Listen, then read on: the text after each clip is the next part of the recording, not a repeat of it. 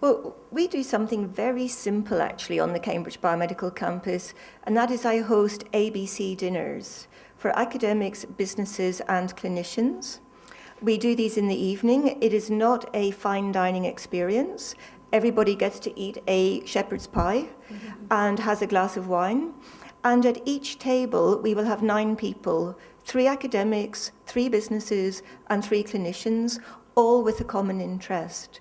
So the most recent dinner we ran was on neurosciences, and we had one table for Alzheimer's and one for psychosis, one for multiple sclerosis, etc.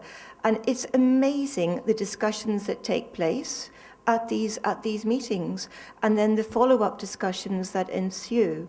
But I think part of it is just bringing the right people together, both senior people and people from lower down in the hierarchy.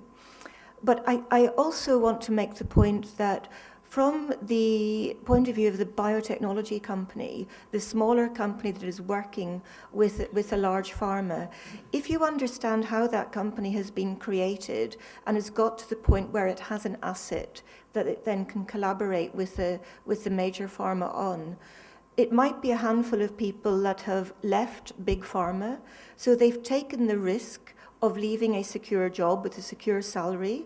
They've had to go through the whole rigmarole of raising finance, writing business plans, and as soon as they get their first round of funding, the next thing on the mind is the chief exec is where will he get a second round of funding from?